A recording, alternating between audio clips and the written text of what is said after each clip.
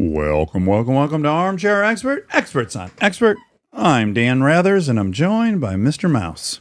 Hi, Mr. Gladwell. Rathers. Today we have our old friend. He's not our old friend. He's a newer friend, but he's our friend. He's like our legit friend. I know. I email with him, and I feel so flattered every time. I don't, but I'm gonna. You got to get into cars. That's the only thing he's really interested in me about, in his defense. Malcolm Gladwell, of course, is a best-selling author and co-founder of Pushkin Industries.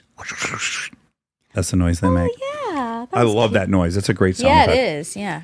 He has many books that I've loved. The Tipping Point, Blink, Outliers, Dave and Goliath, Talking to Strangers. He has a new season of our favorite podcast, Revisionist History. It's out right now. And this season has a really wonderful premise. It's all about experiments. Yeah, it's really, really good. It's so fantastic, and he was fantastic. I'll be curious to listen to know how much car stuff stayed, because we did probably 75 minutes on cars, and God bless Mr. Mouse. There's some in there still. There's a bit of it. Okay. There's just the right amount. Okay, great. Please enjoy Malcolm Gladwell. We get support from Quince.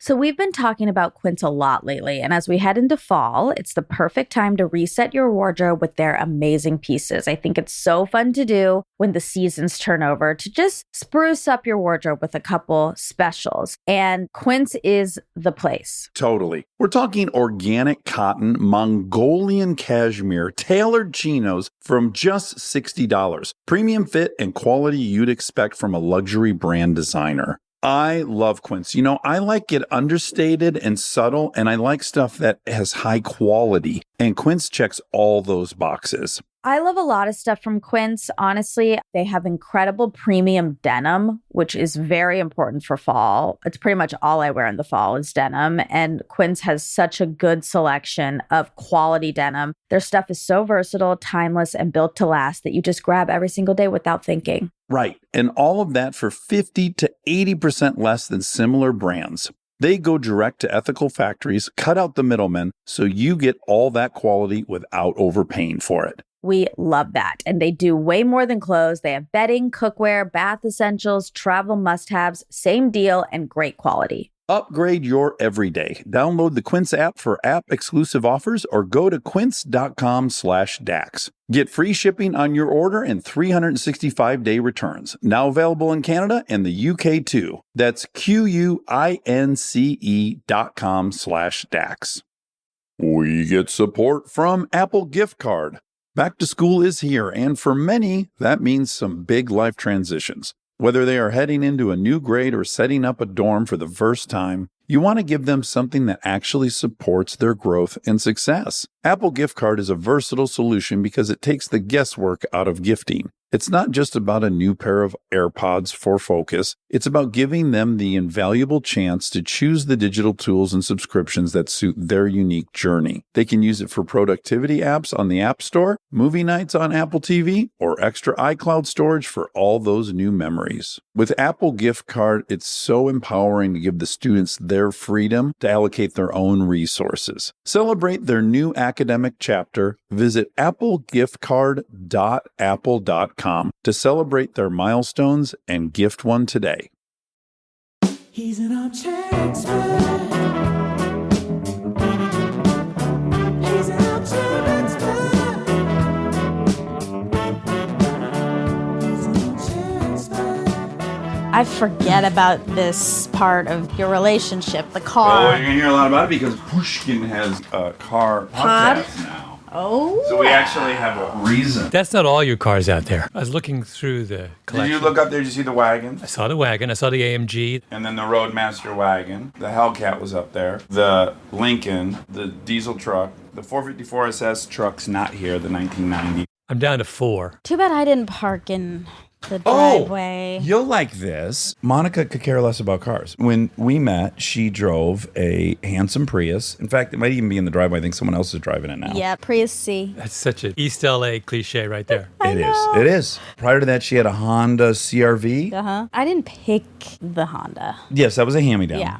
So 2 Christmases ago, I guess at this point, Yeah. I got her an AMG C43. It's Nice. really What do you think of that? nice. I like the move. I think that suits Monica. I think that's the direction she wants to go. Not ostentatious, Thank you. but it says someone's taking their car seriously. Powerful. It's a beautiful little package. It is. Uh, I got no problem with that. I think it perfectly represents who she is. Powerful as hell, Yeah. smaller, tons of get up and go, but not in your face. It's more like, oh shit, why did that car just drive by me? Yeah, That quick? elegant. Dax, some thought went into that. Yeah, yeah, it was yeah, really yeah. a nice, thoughtful, Yeah. extremely kind gift. I thought about it for quite a while, and there were things that I personally would want to buy. I encourage you to do this, to buy a car for somebody.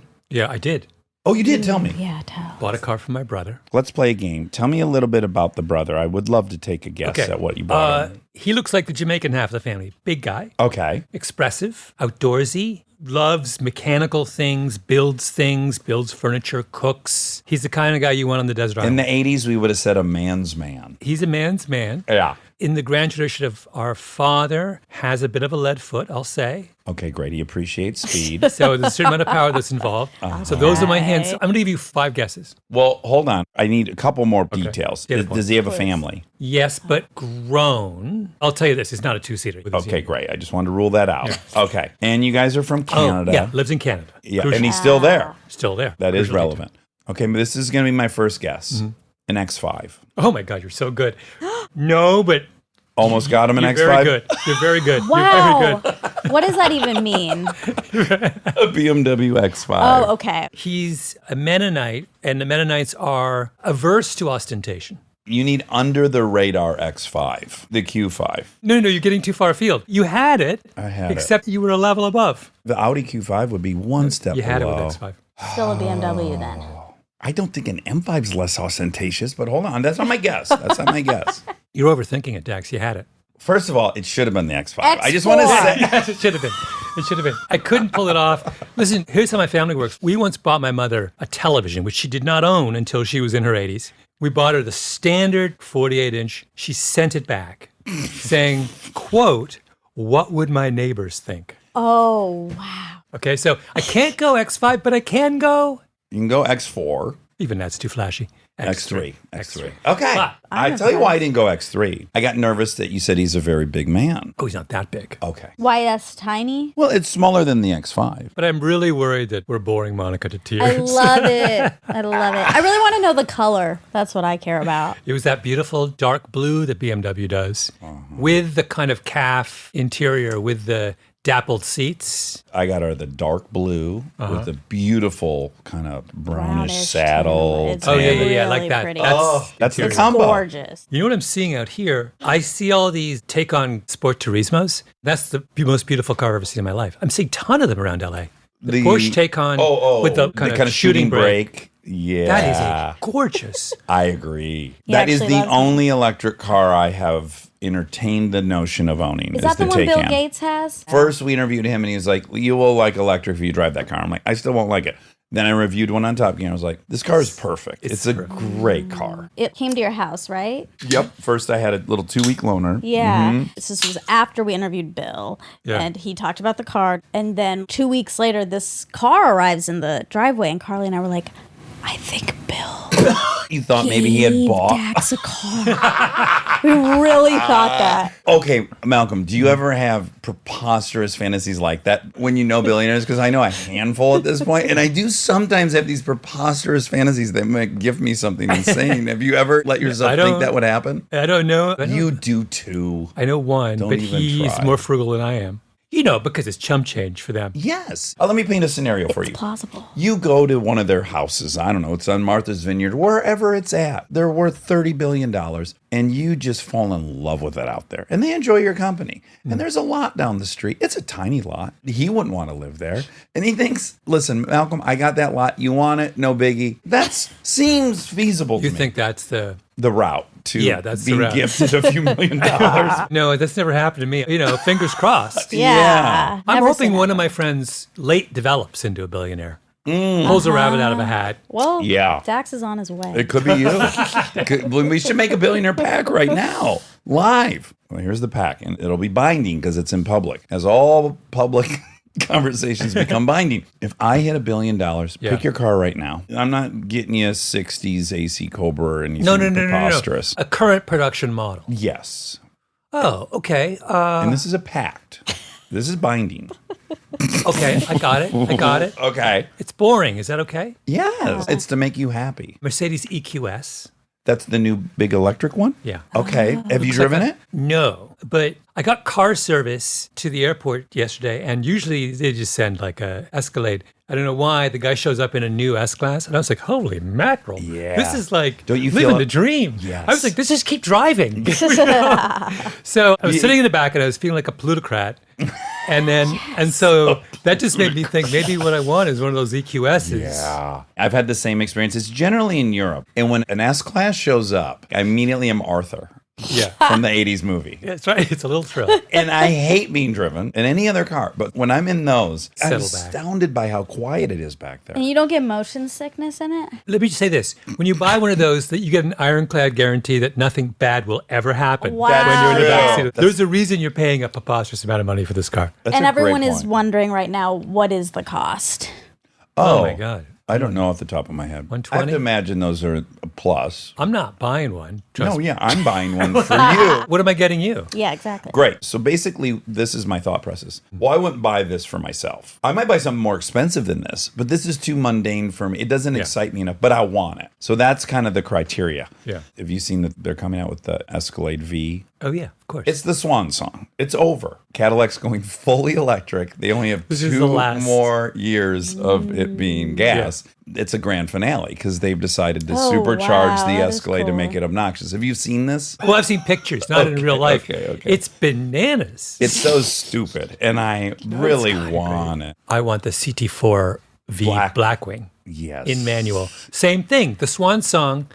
It's such a fantastic automobile. Yes, I agree. Dex, I'm beginning to feel like you and I spend such an inordinate amount of time daydreaming about automobiles that I know. what would we be able to accomplish if we freed up this time? I'm becoming aware now of just how much is frittered away on the internet. Oh, I'll hit you at the best. So yesterday, I was in Nashville, and I was with my childhood best friend. We bought a piece of property there, so we're going to live on the lake at some point in Nashville. Oh, wow. And I'm there with my best friend. So I say to him, we need matching 90s Cadillac DeVilles. There's just no two ways about this. Like, if I moved to Nashville, he and I both need like 2003 DeVilles with cream interior and the whole 9 yards. So I get on Craigslist. Some gentleman selling, I don't know why, 2. Buy them both for $5,500. Not the one we wanted, but a DeVille, late 90s. He has 2 of them. One in green, one in white. Believe me, if I had a garage down there, I would have owned those. $5,500 matching buddies' cars. Oh, my God. Those are so So good. what I'm telling you, though, is that we spent at least 2.5 hours on the bed, and we shot each other Craigslist ads. Do you covet? For me, it's 90s. Like, I'm assembling all these cars Oh, I I mean, it's loved in the 70s. 90s. It's 70s. So when I was 13 years old, I rode away to every car company in the world and got brochures, with the exception of the Russian ZIL. That's the only one I didn't get. And so I still have all those, and I still worship all of the cars of that era. So the 70s BMWs, Oh, the Citroen SM, which was a joint production between Maserati and Citroen, all the those preposterous Mercs from- air suspension. Oh my God. Once again, Monica, I apologize. I see Monica. She's going to edit it all out. She's just She's letting like, us No, have and fun. now I'm just thinking about, well, are you guys going to move there permanently? I've Oh, to moved on to, Nashville? yeah, Oh, no. Okay. Well, when I'm old. like 90. Yeah, 95. It'll take them that long to build the house. I mean, look at I know. look at what's going on True. Look at my outside. track record. It's true. How does it take that long to build a house? Oh, we don't know. I don't know. I might have already told you this, but there's a saying in AA which is expectations are resentments under construction. I find it to be very true. It's I really like lovely.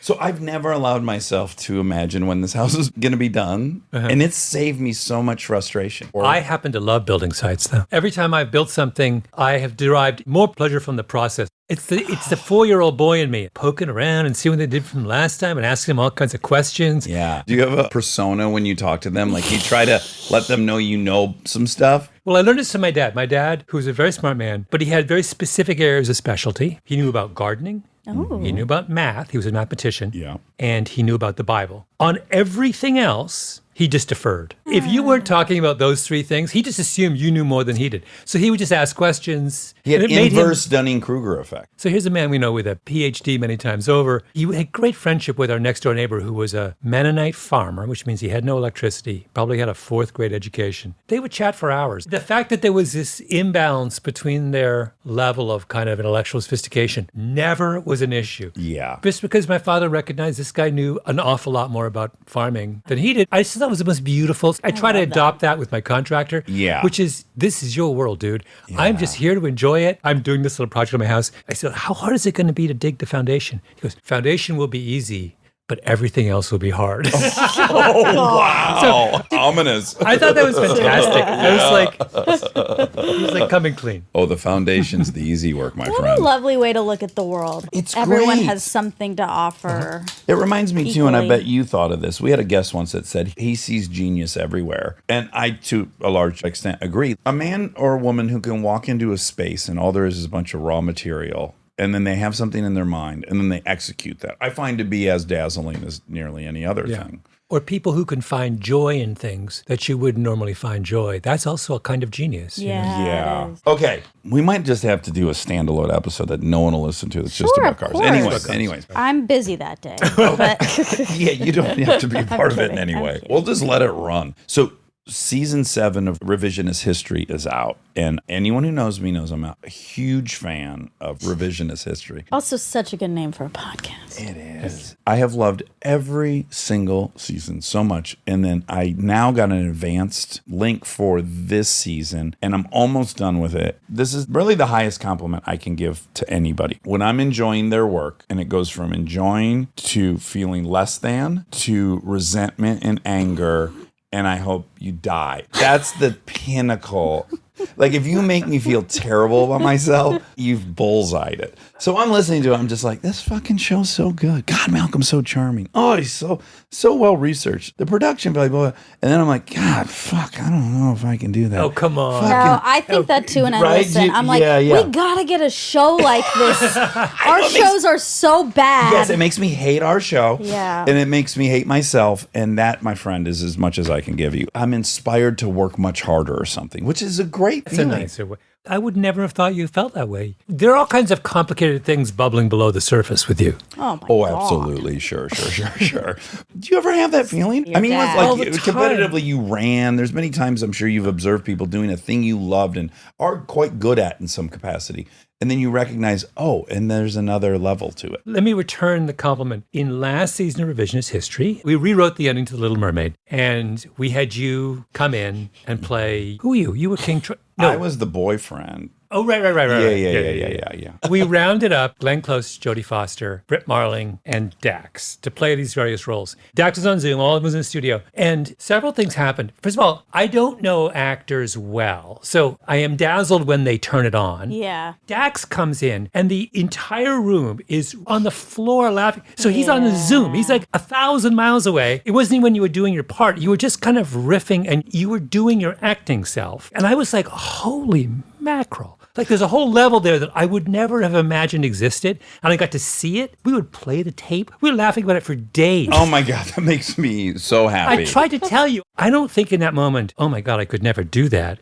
I think in that moment, how insanely lucky am I that I could ask you to do that and you would just turn it on for me? I just felt like a kid who just got given the biggest gift at Christmas. I've had that feeling too, because I've directed a few movies and I've had a couple of really brilliant people get to do it for me. And I think, how on earth am I this lucky? You're absorbing that person's talent because it's your project. And it's a very interesting feeling. Do I deserve this? Am I worthy of this? I have always just felt insane gratitude when that's happening. Like, wow, look at these people caring about this thing I thought of. Yeah. It's a great feeling. But you could have the same thing about Malcolm. You listen and you're like, oh my God, I can't do that. And it's so amazing. And I have get to have that. a relationship with this genius. I definitely have that. When I hear how great you are, and I'm like, oh, and I get to communicate with this human being on my trip through planet Earth. But I think I even owned it during that little recording session. I'm an approval junkie. And if you put Jodie Foster in front of me, I've never met her. I'm not going to meet her. That's the time I'm going to meet Jodie Foster.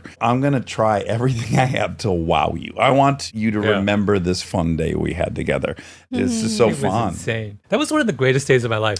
Oh, I'm so happy to that's hear that. It was like I was surrounded by the Chicago Bulls of 1993. Oh my God. Okay, so this season, yes. this season is incredible. In general, the season's about experiments. Correct. Natural experiments, what if experiments, thought experiments, and then things I call magic wand experiments, which are the made up ones. And the first 2 episodes are solely about magic wand. So I have this subversive idea or thought or agenda, and I want you to be just a micron away from critical mass where you go, oh, I got it. So my question is, if you do have any subversion, do you ever actually want it expressed? I could imagine not. Yeah. I don't think of myself as being fundamentally subversive. I guess I would describe myself as being mildly mischievous. Provocative, mischievous. Yeah, Mischievous, that yeah. kind of. Playful. A little bit. Yeah, that's why we love you. I want Makes people to sense. hold ideas lightly and to hold things lightly. Because when you hold them lightly, then I feel like it's easier to learn. It's easier to pick things up and discard other things. It's easier to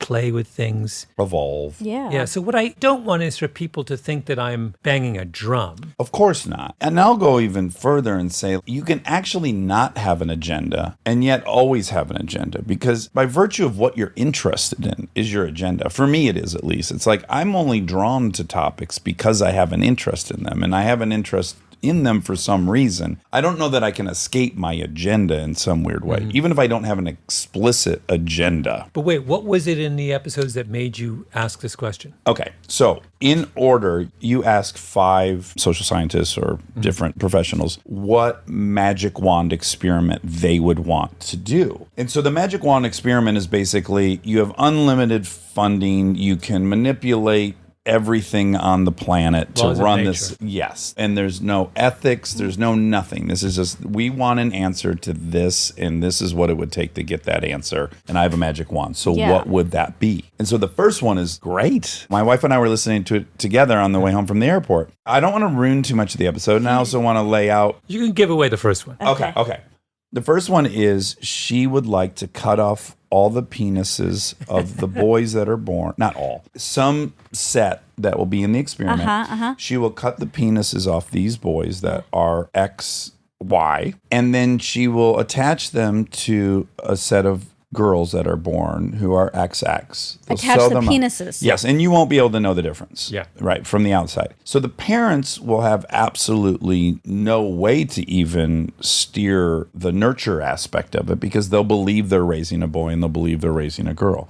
And she wants to study them till about 5 years old, she says. And she wants to see if, in fact, her theory is basically that the little girls with penises will take to survival practice. Washing babies, keeping them hygienic, feeding them, caring for them. The girls, now girls that were born boys, will be throwing things across the room and tackling each other and inventing If they fall weapons. into the stereotypes of gender. Her point is your baby's born, it's a boy. But she says from the very, very first moment the child comes out, you are led to falsely believe it's a girl. Right. So you raise that child as a girl. And she Right. wants to know, does it make any difference whatsoever what the parent thinks their child is? Yeah, that is fascinating. That is fascinating. She believes it makes zero difference. It just Yeah. does not matter. You can dress the child you think is a girl up in pink dresses and put bows in the hair. She will find an object and make a weapon of it. She will go to penis. construction sites. Yes. She Yeah. will. Well, she said she'll love transportation devices. We laughed at that one really so hard. funny. But it is, as someone who just became a parent for the first time, Yes, super, congratulations. Congratulations. Thank you. It's super, super interesting to think I'm doing a set of things to this human being in the belief that I am fundamentally shaping her. Maybe all she's really responding to is the most basic expressions of love Yes. and affection. There's nothing specific that I'm doing that makes a whit of difference. It's Yeah. just like, am I feeding her? Am I hugging her? Yeah. Does she have a warm, quiet place to Is the sleep? attachment happening successfully? But that's not nothing. I No, think it's a not nothing. lot of new parents might do all the things right, all these extra things, but the affection and saying I love you, those things go by the wayside, and it's kind of important to know it should be reversed. Yeah. I've come to distill my parenting belief down to almost a single principle, which is if I assume there's a huge likelihood they'll try to marry their father, I better act like the boyfriend I want them to have. Oh, Good that's lovely. modeling. I want to set the example of who I hope they'll go out and find. Someone that listens to them, that concentrates on what they're saying, that treats them seriously, that is spends affectionate hours to on them. cars.com. Well, I got a 9-year-old that rides a dirt bike, has a razor. Yeah, so she's en route to that. That is a lovely, parsimonious definition of what good parenting looks like. Thank you. Because it can go counterintuitive as well. I'll say to my wife, oh yeah, I'm actually not going to indulge that because I don't really want her with a dude that would indulge that. I don't think a dude that would indulge that would have any self-respect of his own. I'd want the dude to have boundaries and know what's respectful. It's not all just, I'm going to do these things because I want this guy. It's also, no one has to sit by you while you have a 75-minute cry over not getting ice cream. You're free to have that. I'm not telling you not to, but I won't be a party to it. As preparation for those 2 magic wand experiments, there's a website I love called Marginal Revolution, which is done by this guy named Tyler Cowen, and who's a brilliant economist. It's like the wonks playground website. And so I asked Tyler if I could post a question on his website. He said yes. So I posted the question of, tell me your magic wands. Yeah. If you could wave a magic wand and you could get rid of all ethical, logistical, laws of nature constraints, what experiment would you like to have? And so there was like 300 answers Wow. from smart people from around the world. Insane numbers of the magic wands people came up with were about one of 2 things: diet Yeah. and parenting. Which was so weird to me because there's almost no 2 things that we think more about and have more direct experience with. And yet those are the 2 things we have the most outstanding questions over. Even if you're a nuclear physicist, you'll probably spend more utiles and time thinking about your diet and your children. Yeah. Yeah, you'll care more about Well, there's that. no definitive answers about There's no- either of those 2 things. It's so weird. I do magic wands. Another magic wand in that episode was this friend of mine, Adam, who's a psychologist. He really wanted to find out whether social media is good or bad. So he wanted to have basically you raise one set of kids from 0 until 30, I think he even said 50. map it out 50 years. 50. Yeah. where all they have is a BlackBerry. They can only do email with their phones. And the other half get the full iPhone with everything on The it. platinum package. What was amazing to me about that one was we've given everyone one of these iPhones loaded up with 17 million things, and we have no idea what the consequences of it are. Because, there's a school of thought. His argument was, look, there are psychologists out there who think that the effect of social media on kids is profound and permanent and terrifying, as well as a group who think whatever. Yeah. But the idea that we jumped into this and we don't know. Do you not believe there are questions that don't have answers? I think that does not have an answer. Well, from the vantage point, probably in 200 years, it'll have an answer. No, because I think for this boy, it will be good, and for that person, it will be bad. Like, it's hard to say. Here's one specific thing. I can't remember whether he went into this or not, that he told me that. It's a really interesting part of this. He said, okay, here's one of the arguments, and maybe there's an answer to this. Normally, so it's 1970. There's no phones. I'm 7 years old. I'm playing with my 7-year-old friends, and I do something that is antisocial. I say a mean thing. I steal someone something. I push someone. What happens is there are immediate consequences in the moment. The other person pushes back. The boy that I punched punches me. The girl that I said something nasty to me shouts at me, right? I get feedback, and that's the way I learn how to be social in the world, that I'm getting really rich feedback from my environment that's telling me when I've crossed a line. And his point is, if you transfer all of that interaction online, the feedback's not rich anymore.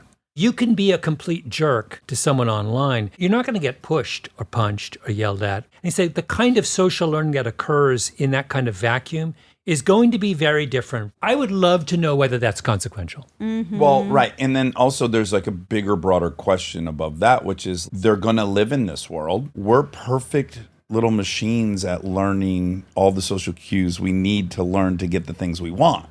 Yeah. So is it even relevant? See, because he even says there's some studies that already say that they have diminished facial recognition for emotion and reading people because of it. So for me, that's bad, clearly. I want to be sitting with you and talking to you. That's the future I desire. But if I'm going to live in the metaverse, I don't is it know that it's necessary? relevant. Yeah. And this feels very dystopian to me, but I don't know. There's a million thoughts that stem from that. This is such an old man conversation. We're like lamenting our loss. Yeah. I learned in this, which I was delighted, is I too didn't have TV. I feel like that makes us so weird. Yeah. You have no TV until when? What happened was we just lived too far out from Detroit. Rabbit ears wouldn't get you anything. And my mom was broke. So we had like a 13-inch black and white with no reception. So I got to see TV at friend's house. And then once a month I go to my dad's and he had a setup. But in general, I didn't know what the fuck anyone was talking about. But mind you, I'm a huge TV junkie as an adult. So it's not like it got me anything. I love TV. We had none, and I would watch it like you, sporadically at friends' houses. It taught me all kinds of interesting things, not the least of which is faking it. Right, So sure. I just developed ways of understanding so I could discuss the Brady Bunch, even though I had never seen the Brady Bunch. Yeah. Right. And I can remember even we would watch cartoons sometimes at school at lunch hour. It just was so foreign to me. I had no interest in them because it just seemed weird. Why would I want to watch the Flintstones? But I kind of like forced myself to because I was aware this was a language that I needed to learn. It was like another class for me as opposed right. to Huh, being interesting. Yeah. That's a skill from a lot of people who feel on the outside. I've had that too, of faking it for sure. In Yeah. a religious sense, I feel like I was always like, I understand what everyone's talking about here, and I didn't. Yeah. I had that as well. I want to know your magic wand. Is that in the show? It's my magic wand is in the show. I got to say that's my fine. magic wand, but let's just say in episode 2, I come up with my own magic wand, which is sort of nuts, deliberately nuts. As soon as I start listening to episode 1 and I learn the premise, I was one of those too. My very first thought is, we don't know what you should eat. I don't think there's an answer for what we should eat. I think at some point in time, you'll get your genome mapped and it'll tell you what you should do. But the complete lack of science or consensus around anything involving us is maddening. Yeah. When it comes to exercise, diet, mental health, all these things, we're the hardest to study thing in the universe. We can study stars 10 billion light years away much better. Because what variable? I don't know what you did on the way over here. You did a quadrillion things other than drink that coffee. And a quadrillion thoughts. Correct. And yeah. Yeah. Went to All Time. Oh, you did? I love did you, All Time. Did you love it? I always love All Time. You're a My- return customer. one of my hangs when I come to Los Oh Angeles. my What do you God. get? What's your order? Got the Your crispy haunches? rice. Got the Crispy crispy rice with the 2 eggs.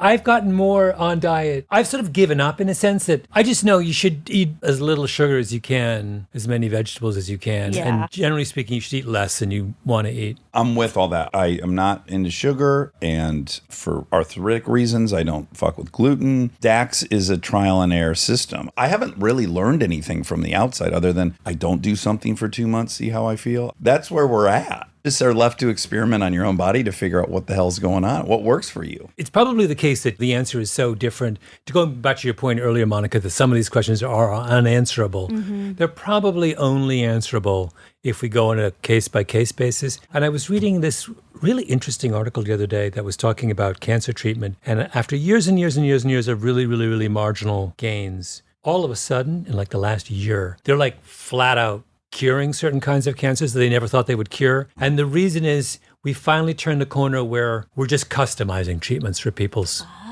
individual tumors. Right. And I sort of feel like maybe that's the best way to think about things like diet and exercise, that it's foolish to be looking for these broad rules. There just has to come a point where we sit down with Monica and Dax and Malcolm and we say, this is what you need to do. Yes. Yes.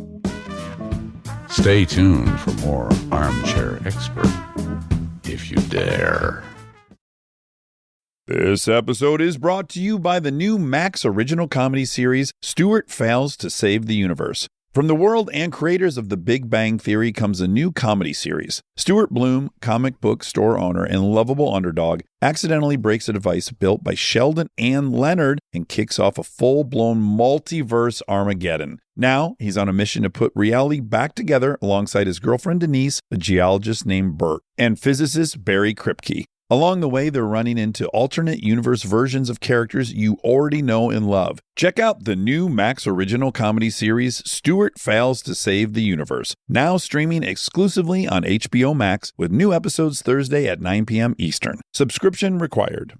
This podcast is brought to you by Squarespace.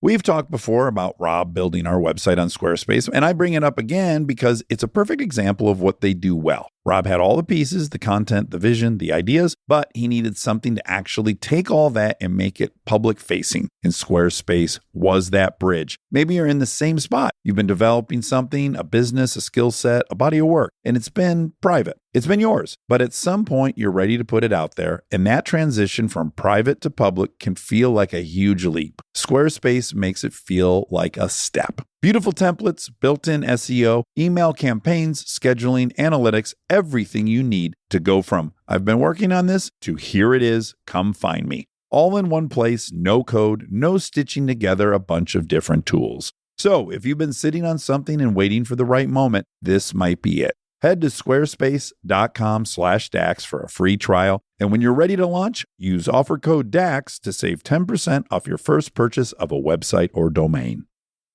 Back to school starts now. Get long-lasting battery life on the Dell XPS laptop powered by Series 3 Intel Core so you can work from anywhere. Now starting at $699 with exclusive student pricing starting at $599. Complete your setup with savings on select monitors and must-have electronics and accessories. Limited time deals and free shipping on PCs and more await you at Dell.com/deals. That's Dell.com/deals. This episode is sponsored by BetterHelp. You've heard us talk about BetterHelp for a while, but I don't know that we've ever talked about how much people love this service when they use it. BetterHelp has an average live therapy session rating of 4.9 out of 5 based on over 1.7 million client session reviews. And you can check out the reviews yourself at betterhelp.com/reviews to see how much they love BetterHelp. Knowing that kind of service feedback from real people speaks for itself. I'm a huge proponent of therapy, as we've talked about before. I've learned so many things about myself that I believe truly only an outside, objective person could help me come to. BetterHelp makes it easy to get started. Answer a few questions, get matched with a therapist based on your needs, and switch therapists at any time if it's not the right fit. See the reviews, see what stands out, and see if BetterHelp is right for you. Visit betterhelp.com/DAX. That's betterhelp.com/DAX.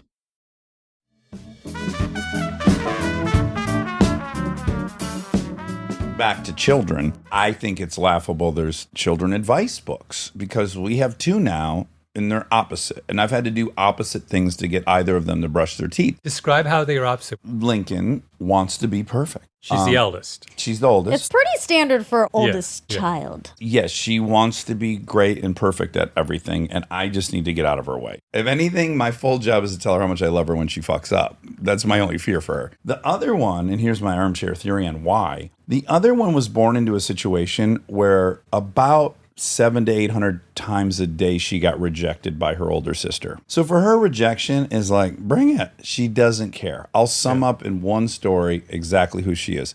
She would not stop leaving her room. This was a few years ago. She was 3, I think.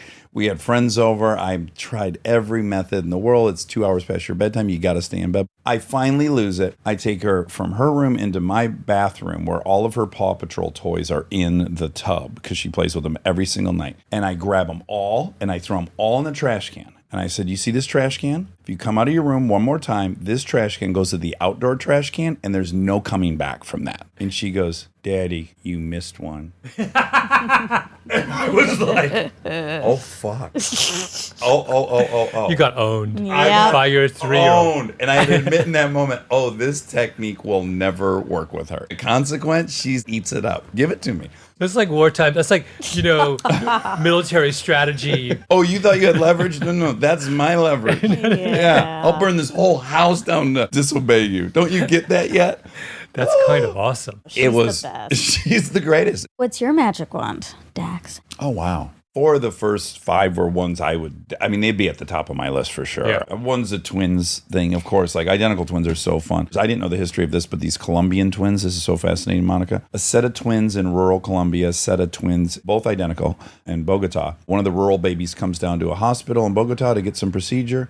They swap that baby with one of the other identical twins. Now you've got 2 twins in the rural area that think they're fraternal twins. And the same for the city-dwelling twins. And then at some point, the hillbilly twins move down to the city. They get a job as butchers. Someone comes in and is like, Javier, how are you? And the guy's like, what the fuck are you talking about? They discover this. That is and, so sad. I mean, it is impossible. And now they're best friends. Nuh-uh. They're all best friends. They're born in the same day. Understand? Two sets of Yeah. identical twins. Grandma takes one of the kids from the sticks into the city for a procedure. Hospital screws up. And then This is not what? fast forward 21 years. That is. They all show up in Colombia. And exactly. Javier, what are you doing here? Javier? Who's Javier? She's like, you're Javier. No, I'm not. Like, oh boy. They shows him a picture, Wow. and he's like, "Oh my god, that's me in different clothes." The odds Wait. of this happening are incalculable. You Yeah. can't fathom that this happened. It couldn't have happened. I did 23andMe for the first time, and I get my results back, and I sign on. I see Malcolm Gladwell, boom, and then one line over, identical twin, with the initials AB, and like no identifying information. What? And I'm like, holy, are you kidding? Now, here's what goes through my mind. One, my mother is an identical twin. Two, when my mother had me, I was the third of three. My family had just moved to England. My mother had 3 children under the age of 4. She had no help whatsoever. They were living in a tiny house outside of Southampton in England. My dad was at work the whole time. And she was a Jamaican in a foreign country. It's the 60s. Yeah. A black woman in Jamaica married to a white guy. I mean, I cannot imagine how hard. So I think, oh my God, what if my mom has twins and she turns to my father and says in the hospital, I can't have 4 children under the age of 4. I can't do it. Yeah. I can only keep 1. And they've been keeping this. And so I completely You're the freak out. Schwarzenegger in this scenario. I completely freak out. I go to my friend Charles. I tell him this whole story, and we're both saying, like, would my mother really have Given She a would have baby. told Yeah. you at Should some she- point, should- no? So then I calls other friend of mine, Michael, and says to me, who's no nonsense, no bullshit. He goes, "Come on, Malcolm, you're not Brad Pitt, but you're recognized. Are you trying to tell me there's someone else who looks exactly like you walking around?" That really is a good Some guy point. driving an Uber in Vancouver. So then we call 23andMe and say, like, what's going on here? And they go, oh, when we were starting out, we went to a whole bunch of conferences and we would just get everyone to spit in a cup because we needed data. Get He said, you outta must here." have spat in a cup in That is the- 2005. That's you. Oh my! You're your own twin. Yeah. Oh But my for God. 24 hours, I couldn't sleep. I was like, oh my God, how can my mother keep this from me? My mother's like 90. I was like, I can't tell her, can I? Right. I Let her can't die say with I- the secret. I can't say I busted you after all these years. Also, your mother, who herself was an identical twin. And who's incredibly close to her sister. Right. Well, they all are, Yeah. Malcolm. You didn't have to say that. that's true. No identical twin I know. would have ever given Deprived. up. Yes, Yeah. that's like the cornerstone of their life. No, but Yeah. there's some reality in not being able to care for children. Well, Yeah. certainly, but just of all the people. But Dax, that's why it was so horrifying. I know how hard that is. And she did it, apparently. I was like, Mom. Your mom's a gangster in that scenario. You know what's really funny? We all did ours at the same time, and Kristen did it too. And we're all getting our results, and we're sitting in the living room, and people are going through. And will you do, Kristen? We're all looking at her stuff, and she's like, I have BRCA. Oh my God, are you serious? I have early onset Alzheimer's. I have, what was the last one? Parkinson. Oh, Parkinson's. And she's saying it like that. Like, And then she goes, "Oh, I'm 40% Polish. I thought I would have been 60% Polish." On to the next thing. "Oh, I'm someone who likes coffee. I do like coffee." We're devastated. Wacka. Here's my wife and her best friend. We're like, "You're going to be dead in an hour." she's not even thinking twice She about didn't give a fuck. She was What? misreading the thing. She was just reading all the But categories. she basically. believed she'd found all that out. If you wrote a scene in a movie, that's not how the person responds to those. It was incredible. What a thing to witness. Oh, quickly back to your 23andMe. Did you have any wishes or fantasies that did or didn't come true? I wanted to be really high on the Neanderthal thing, Oh, I see. and I wasn't at all. And I was so bummed. There's a family legend that we are related to Colin Powell. And when I first interviewed you, I think I Yes. brought that up. I really just wanted to find out whether this was true. You would then be related to Pete Wentz from Fall Out Boy. His great uncle is Colin Powell. By the way, Colin Powell, huge car guy. Is he really? Did you not know this? No. So a friend of mine knew him really well. His hobby was fixing up 1970s Volvos. Oh, wow. And he would put ads in the paper because he just liked to get as many as possible. Of course. And when he was head of the Joint Chiefs, do you know where the Joint Chiefs live? There's a base, I think it's called Fort Myers, right outside of Washington, D.C., on the Virginia side. It's on a hill, incredible view of downtown D.C. And it's a series of these unbelievably beautiful Victorians, all built at the turn of the century, on this ridge overlooking the Potomac. The trucks would come with these broken down Volvos, and they'd show up at Fort Myer. They just know they were delivering to a C. Powell, right? Right, Is Mr. Powell here? And out comes Colin out of this, wearing his like uniform, and they unload the Volvo 240 in 1975. Oh, wow. He is a car guy if that was his kink. That's a deep cut to be Yes. into restoring 70s Volvos. that There's a was couple real sexy ones, by the way. What is it? What is it? Underneath. That's my magic wand. The car thing's very specific to people. And what is the thread? Do you know why you're in love with cars? I think I have a sense of why I am. I don't have a good answer. I imbue the identity of the vehicle when I'm in it. It's like the only way I can infuse something else into my identity. I don't put on clothes and feel a certain way, but when I see a Mustang of a certain era and I think about getting behind the wheel, I am now that. I'm this athletic, competent thing that will do the things I want it to do because it's not human. You turn the wheel this way, it always does the same thing. There's this control. You click into this identity when you shut the door on a 3.0 or whatever the thing is. For me, it's like a way to teleport into identities almost. Yeah. And I had not thought about the psychoanalytic implications of this until very recently. But as a child, I grew up in a little, very sleepy farming town in southern Ontario. As we've discussed, not dissimilar, I'm sure, to the little area of Michigan where you grew up. Right. I felt very strongly I did not belong there. I was happy there, but I realized this was not where I belonged.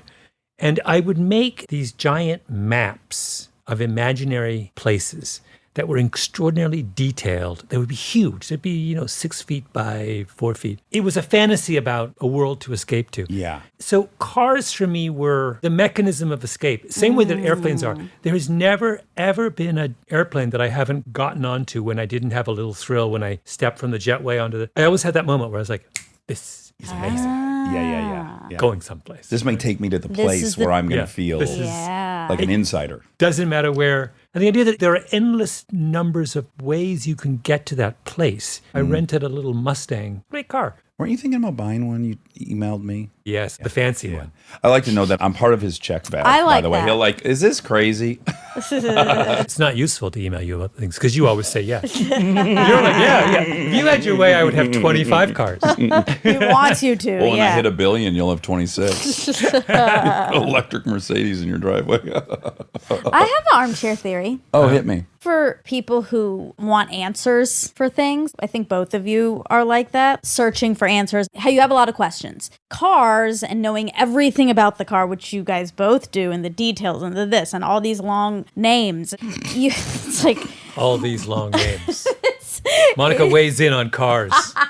but this is why I'm Billy's so just describing not two dudes that are into Dungeons and Dragons, by the way. But it's not that dissimilar in that you can know everything there. Like it's something that you can actually know. You can know the names, you can know the parts, you can know what's this and this, and there's no questions. They're not tricky humans. Yeah. Yeah. So I was trying to think recently, why do I like doing my podcast? There's a number of reasons, but one is that it's a creative activity that has a series of built-in constraints. I can't go longer than 40 minutes. I have 6 months a year to do it. I have 10 shows. The 10 shows all have to meet certain criteria. They have to be broadly entertaining. They can't just be Malcolm doing Yeah. his great Can't be this. Talking about And cars are similar. The great thing about cars is the constraints. It's why I don't like super fancy cars. They don't have any constraints. If somebody makes a great car for $30,000, my hat is off. I love that. Like, Yeah. that's interesting to me.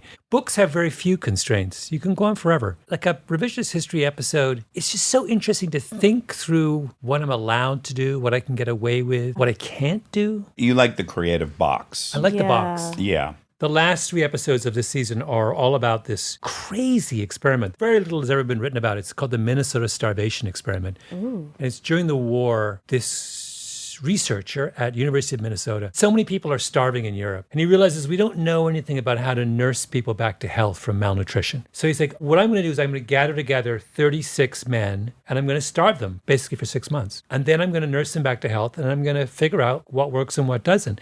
And so 18 of the men then leave this record, these tapes, where they talk about what happened to them. They leave them in the Library of Congress. And the tapes had never been played. We found them. Oh my God. So he did all these episodes around these tapes.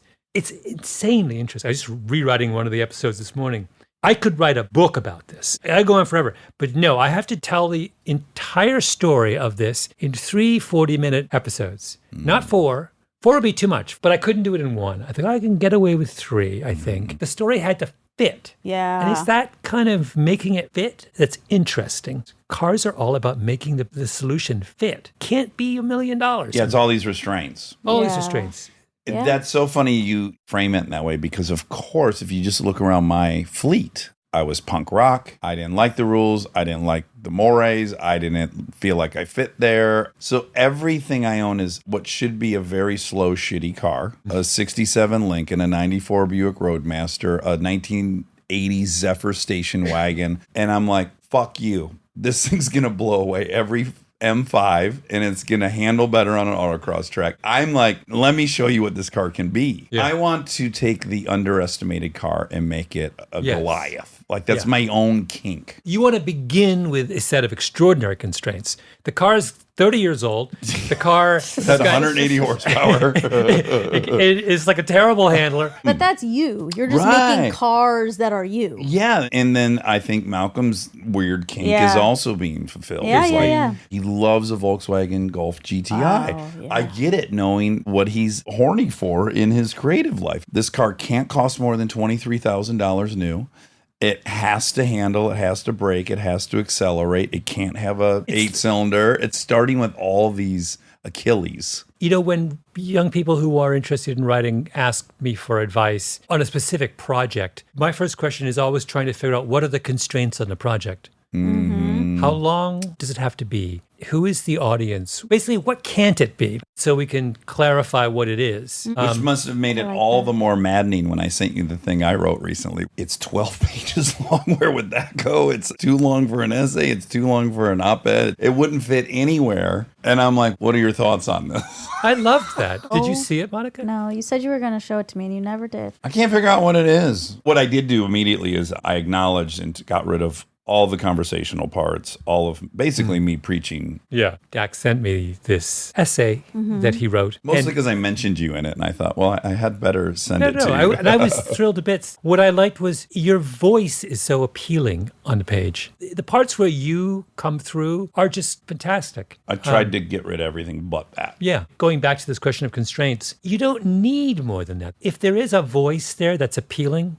that's all that's necessary. We don't need 100 things to be accomplished in one piece of writing. This is a problem of mine. So, yes, if I were to make an analogy of music, if you're Bob Dylan, that's plenty. You can have that voice. If you write these songs, you don't need a bunch of instrumentation. That's great. I get overwhelmed with how many things everything could be. Like your last 3 episodes. You say it, that could be a book. There's got to be part of you that's pursuing that in the back of your mind for 2 days. You suffer from that where it's just like this explosion of ideas, and if not contained, it'll go nowhere. Yes, exactly. It's funny, this issue comes up again in another episode this season. I do an entire episode on Will and Grace.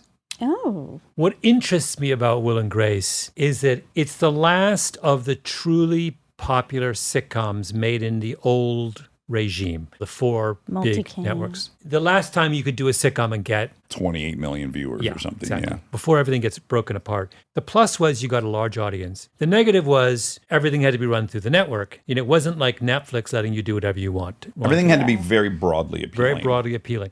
So what I did is I talked about all of the sacrifices, concessions, compromises, constraints that the original Will and Grace was created under. And then talked about why I thought the result was better than if they had been given carte blanche. Yeah. It wasn't what I started out wanting to do. I had a different idea in the beginning.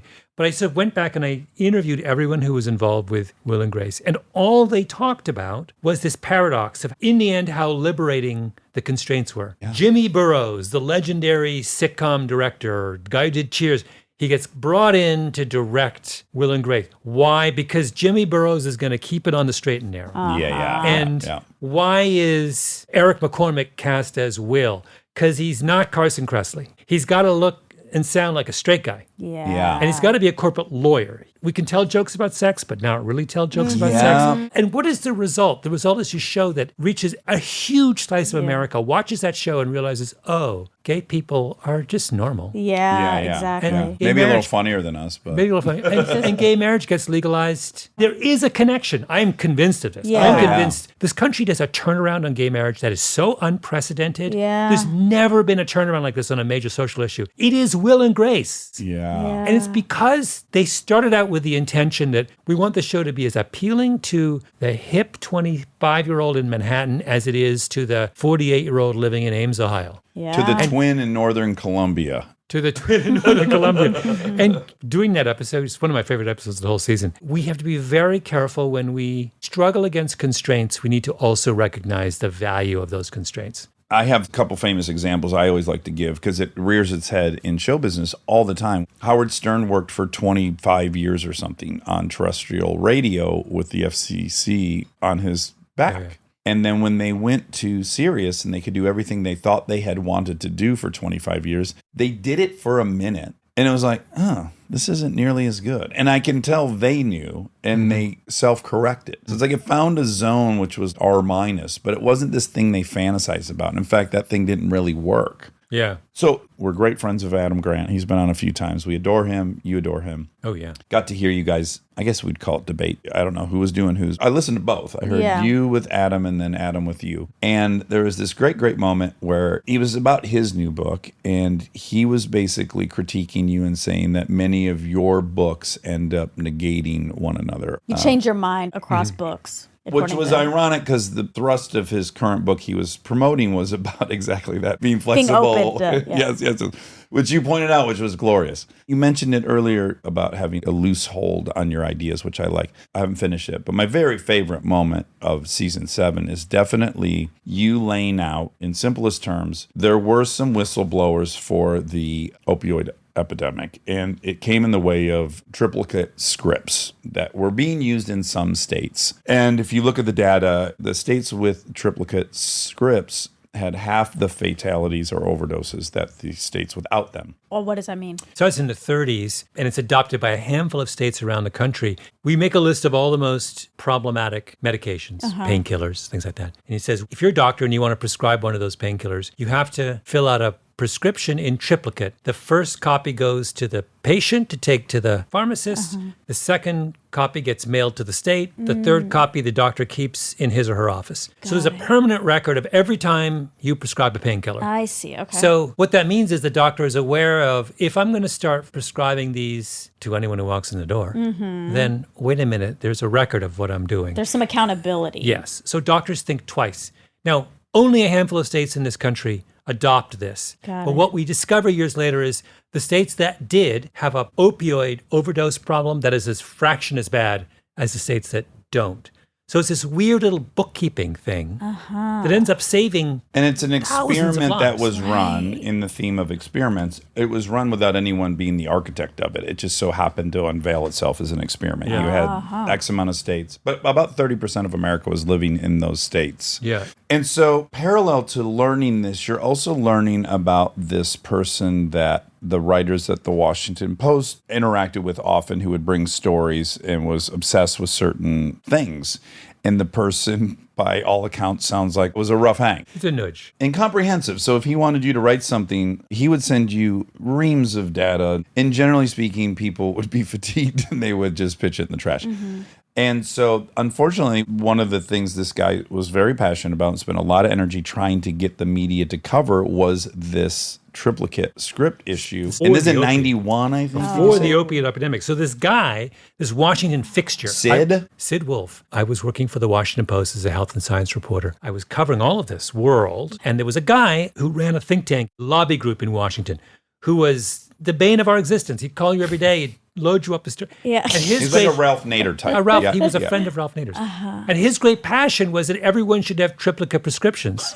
Why? Because they will prevent you from having doctors prescribing too many painkillers. This was before the Wow. OxyContin. And we were like, you know what? I can't deal with this guy. And we would just throw everything he sent us in a Drug jar. paranoia. Everything he said turned out to be true. Here I was in a position as a young reporter of great authority. The person who covered in those years, who covered that for the Washington Post, was like a big deal. And I just ignored the whole issue. The episode's all about me thinking back about, well, what went wrong with me that I didn't have an open mind on something that turned out to And be he talks incredibly to Sid. consequential. He Oh talks my to him. God. And this is 30 years ago at this point, Yeah. 31 years ago.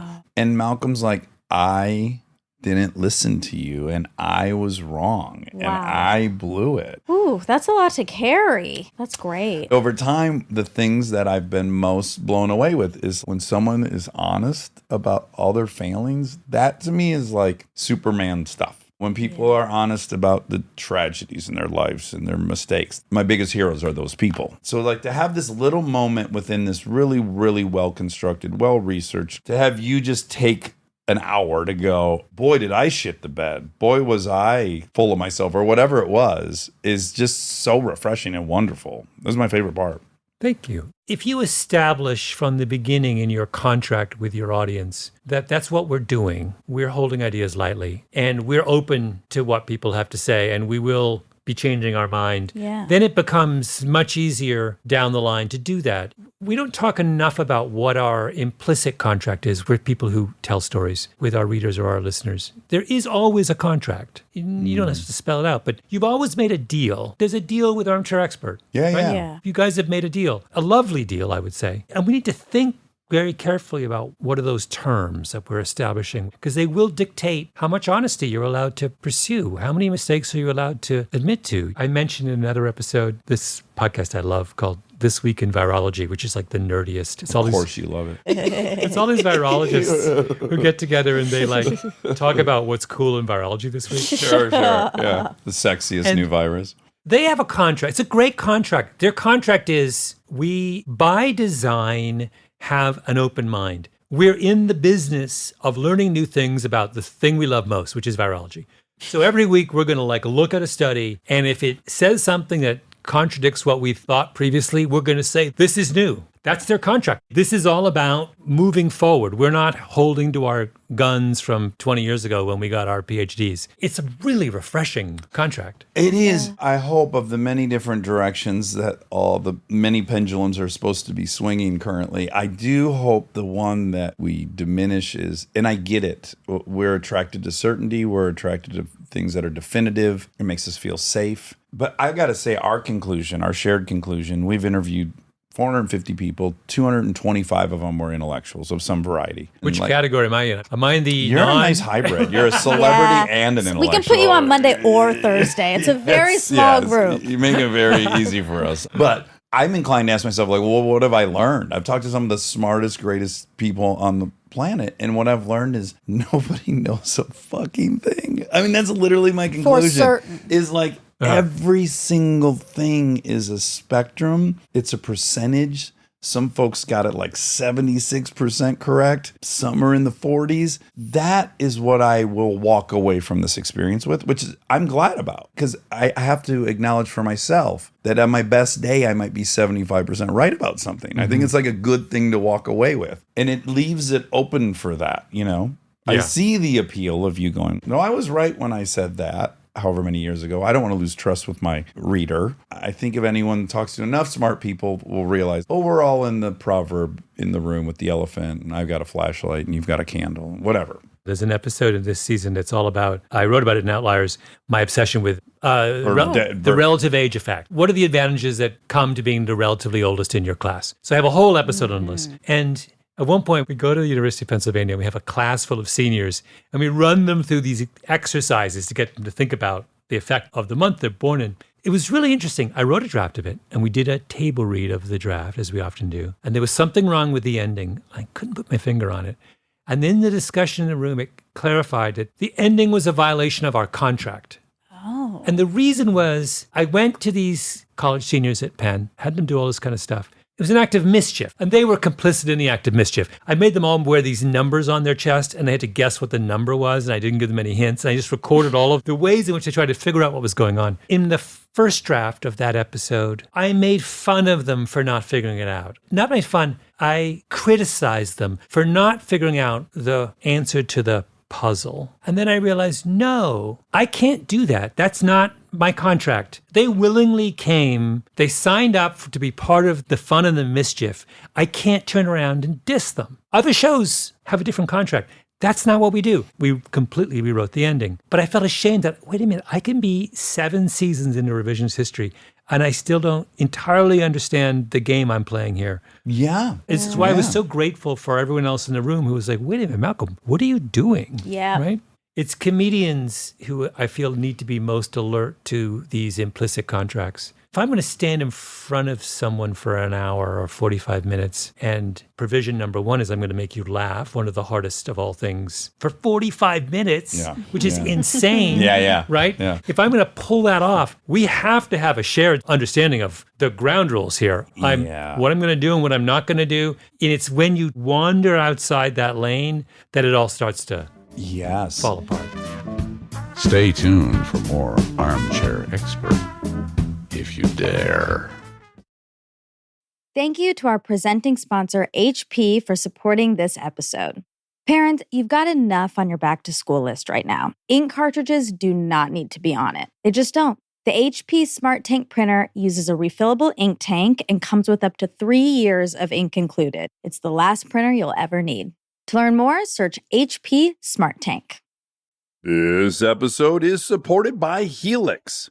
So I've had my Helix mattress for a few years now, and I still love it just as much as the first night. That says a lot because a good night's sleep is very important to me. Sleep is everything. And what's great about Helix is that it's not a guessing game with finding the right mattress because they have over 20 models, so you can find the one that actually fits how you sleep. And with that summer heat upon us, Helix has cooling upgrades that can get you the best rest even on hot nights. I have a Helix Midnight Luxe mattress. I really like the level of firmness it has, but that might not be right for you. They have so many options and you just go take the quiz and it is perfectly matched for your needs, which is incredible. I also highly, highly recommend the cooling upgrade, especially in the summer. It makes your sleep so much better. If you're still tossing and turning on a mattress that's not working for you, just trust us on this one. Go to helixsleep.com/armchair for 20% off site-wide. That's helixsleep.com/armchair for 20% off site-wide. helixsleep.com/armchair. We are supported by Auto Trader. All right, if you've been putting off car shopping because it sounds like a whole thing, buying your car online on Auto Trader makes it way easier, really. You can shop tons of cars online, compare prices, check financing and trade-in options, all from wherever you are. And if you want to start online and go to the dealership for a test drive, you can do that too, really. What I like is the flexibility. Start online, finish at the dealer, or the other way around. Your info stays with you, so you're not starting the process from scratch. Plus, you're working with local dealer listings, so you've got real people helping behind the scenes. And when you're ready, you can pick up your car or have it delivered. Really. Buy your car online on Auto Trader. Really. We get support from Skims. Oh man, do I love Skims. I've been living in the Skims lightweight cotton collection all summer, and I have to tell you, getting dressed has become so easy. I just throw it on. It just feels right immediately, whether I'm grabbing coffee or I'm on the couch all day or I'm out, even going to dinner. The cotton is so lightweight and breathable, which in this heat is a non-negotiable. The cotton jersey t-shirt, I just need everyone to know about this one. This one hugs in all the right places. It's very soft and it still looks and fits the same after months of washing, which is very hard to do, I feel, with t-shirts. I've been wearing the black cotton jersey t-shirt with basically everything all summer long. It goes great with any patterned skirt or shorts or pants. I mean, anything, truly. I believe that's probably my favorite piece from the cotton collection, but they also have great lightweight cotton thongs that are so comfortable and they're cute. That is a very, very hard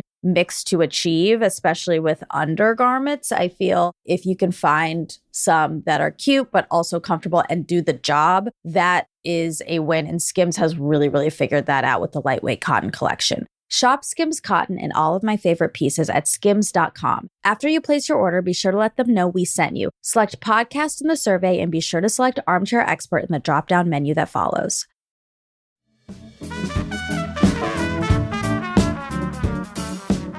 You should definitely do a book on comedy. I'm sure you've thought about it. There's such great examples right now. Like, again, the contract that Chappelle has with people. Dax, I wanted you to do this. You wanted me to be a part of a podcast. Yeah. No, an audiobook. Oh, an audiobook. We're doing an audiobook with your old co-star, Lake Bell, my good friend. Yes. And Lake's doing an audiobook with Pushkin right now that's all about voices. Can I just say it's so brilliant? Oh, right, because she's like an audiophile She's or whatever. obsessed with people's voices. Yeah. And you are too, right? She's like Shaquille O'Neal, savant. and I'm like the kid on the playground. Okay. But she could do every voice, understand every voice. We did a table read of it. It's so amazingly good. And then I interviewed her for a chapter just about sexy baby voice, which is one of her favorite subjects. I want you to do one like that just talks about comedy, when it works, why it works, when it doesn't work. I cannot get over the fact about how generationally specific comedy is and how you can listen to someone who was thought of as being riotously funny in 1960 and you're like,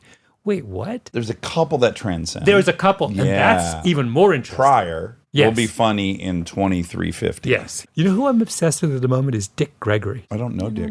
Dick Gregory was the Dave Chappelle of the early 60s. Oh. But bigger in the way that you would be bigger in the 60s, right? Because media is so much smaller.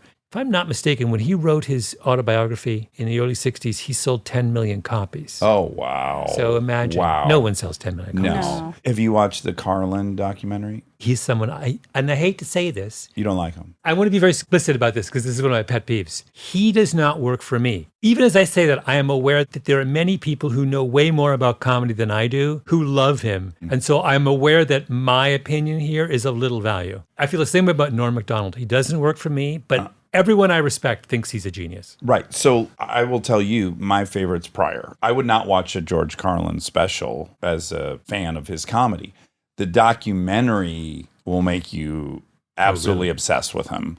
And I appreciate, because now I can figure out exactly why people love him. You know what I'm saying? He's not my flavor. I don't like grape. But now I understand, and he's brilliant. The fact that all of his memes are now as relevant as they've ever been. A few days ago, there's a clip of Carlin that's going around about for abortion. Roe v. Wade. Yeah, it's like he was so He found some ahead of his time or truths something. that are pretty amazing. I wasn't wild about the packaging, but whatever. You would totally love it. I really recommend you watch it. Yeah. My problem with him, and this could be totally wrong, it's a general problem I have with a certain kind of comedian. I need my comedians to be joyful. I need that sparkle that Chappelle has when he's about to do some little bit of mischief. Very playful. And Chris Rock, even when he's being quite didactic, he's having fun. And you can sense the kind of higher purpose in the back of his head. Yeah. I need that. And if I don't see that little sparkle, I can't. So Dick Gregory, who dies 2 years ago, or maybe last year, I saw some random YouTube. He's at a church, tiny church, clearly somewhere in the South. He's in his 80s. This wasn't taken long ago. And he's giving a kind of impromptu hour-long, it's not a routine. It's so brilliant. He's taking all of the kind of rhetorical tropes of the Black church, and he's adding all of the kind of rhetorical tropes of Black humor. And he's layering them on top of each other. And it's so masterful. And even as he's doing it, I'm aware that because I'm not a member of that tradition, I'm missing 80% of it. Yeah, right? yeah. But even the 20% I'm getting is like, oh my God. Yeah. They tell you the story about once years ago seeing Jesse Jackson in his prime at the NAACP. I once went to an NAACP convention when Jesse Jackson was a really big deal in national politics. And it's the first time I'd seen him speaking to an exclusively Black audience. And all of a sudden, he was free to do stuff that he would never have done in a mixed audience. And he was so brilliant. When he's in his in-group, he can suddenly be somebody else. Yeah. That experience of being able to watch someone in their in-group is so beautiful. So privileged. It is. Okay. So back to your subversion. I don't even know if that's a word. Your subversiveness. I'd say it's a part of the contract even. So I'm glad we covered the ground we covered. Part of the contract with you is you're a mystery. And I have to imagine it's intentional. We don't know your politics. And what's funny is I try to run a similar racket. I'm openly a liberal. Yeah. I'm also very critical of my party more than I am the right. But I guess I want the most amount of people to be able to get to the thing I care most about, which ultimately is not politics. It's you can be really flawed and be worthy of love. That's what I care about, right? Well, you know, because you read the thing I wrote. So you're a mystery. And of course, because you're a mystery, I am just salivating at figuring out what you are. It's great fodder. It's part of the reason I'm so interested in you. It's like when I'm reading your books, I'm like, does he have it? What is his angle? Does he have an angle? You know, I love it. I shan't try to dispel it or reveal it, but I do think it's curious that 4 of the first magic wand experiments, if you just break them into a sentence, one's about trans issues, one's about race, one's about obesity, if we could say it that bluntly. But let's just say those 3 topics are nearly untouchable. When we got home from listening, my wife and I said, this motherfucker figured out how to talk about these 3 things in a way that is impossible to take a position against. But it's all right there for you to have a conversation the second you hear it. You don't have to comment on that, but that was my conclusion. You not commenting is a great end because keeping the mystery alive. I just thought, oh, okay, I think I feel what's happening and I like it. It feels like you're really on a path of discovery and not an agenda. You're not coming in to teach, you're coming in to learn, is what it feels like when you read. Yeah, I don't think you're like a books. conclusionist. I don't think you're trying to ultimately levy a verdict. Again, say nothing. I think you're saying, no, all topics will be talked about, whether you like it or not. And you're going to like it, actually. When you're by yourself in your room with your loved ones, do you talk politics? No. Okay. I think what you're getting at is that I have tried to limit the amount of things about which I feel truly passionately. For example, I can think in the last 2 years of an incident in the news where I was so angry that I had to leave the house. I tweeted like 15 times. You can actually find it if you look at my Twitter. But it wasn't a political thing. There are a very small number of core things. I believe that people deserve forgiveness. Yeah. I believe that no one should be judged for their worst moment. And I believe that it's okay to be uncomfortable in the world. They're all connected, those things. And when I feel they're violated, those are the only instances where I get angry. That's implicit in the contract. I think people who listen to revisionist history are happy to explore so-called hot button issues because I'm not judging anyone. Yeah. I'm not holding the ideas strongly. You're juggling them. Yeah. Yeah, I'm just saying this is something worth thinking about and entertaining. You're just shining a flashlight, really. It's not shticky. Yeah. I think people understand that sincere. it's real. Yes. I see the sincerity and I cherish it and I would like to protect it and hope it keeps going. So everyone should listen to season 7 of Revisionist History, the best podcast available in the world. Before you leave, your car show. Yes. It's called Car Show. The Car Show with Eddie Altman, yeah. I don't know Eddie Alterman. How did you come Used upon? to be editor of Car and Driver. Oh, okay. And still the interim editor. Car guy, of long-standing Detroit guy. And what is the way into it? Because I think you and I have even pondered this collectively. Like, how do you do a car show? He wants to make a list of the most socially important cars of the last 100 years. Oh. So he has a fantastic episode on the minivan. Why is the original Chrysler minivan such a mind-blowing automobile? We drive around once, we do this whole thing about which family car should I be buying as a way of exploring this, because we drive the greatest current minivan, which is the Kia Carnival. We're trying to figure out, does that make more sense than... That's not the best minivan, but I understand. Everyone's got that. It's a really, really wonderful show. Fun. I must listen to it. And I want you to know that in season 2 of Top Gear, which comes out July 1st, we have a minivan only race on an oval track with a Formula One champion, Jensen Bunsen. Oh, wow. Yeah. The reigning IndyCar champ and a NASCAR driver and us 3 hosts. And we have a Ford Aerostar. We have that crazy... vintage ones. Race what you brought. I'm forgetting the manufacturer, but there was a mid-engine minivan at one point. The Aerostar's rear-wheel drive with a stick shift. There's an Astro van. There's a Honda Odyssey. That's the ringer. I'm happy to announce here that I lapped everyone. What were you driving? The Odyssey. It was a cheat.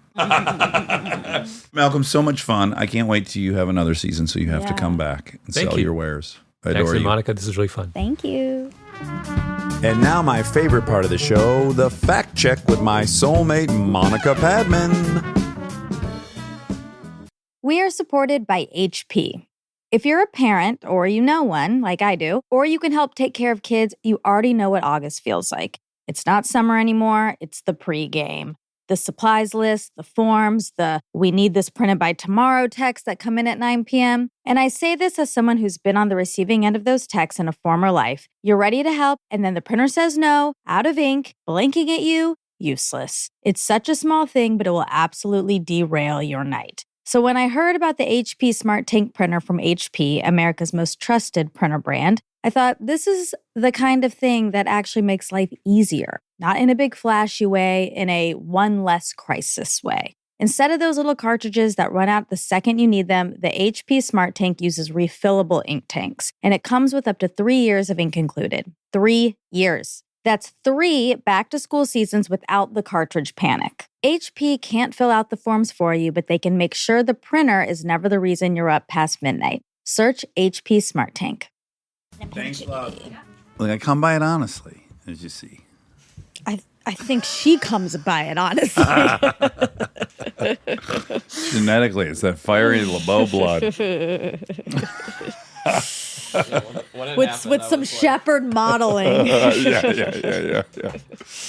When it was happening, what, Rob? I was like, oh, this is Dax's sister. Oh, boy. gosh. Oh, gosh. Okay. Well, that was about my sister almost getting in a fight in softball. That's what that chuckle was about. Speaking of? Yeah, speaking of. Well, not speaking of that. Okay. So we had a guest on just now. Yeah. Cried. Yeah. And that's a ding, ding, ding. Okay. Because this morning, there was a video on Instagram of Malcolm crying. I saw that. Malcolm Gladwell? Yeah, this is for Malcolm.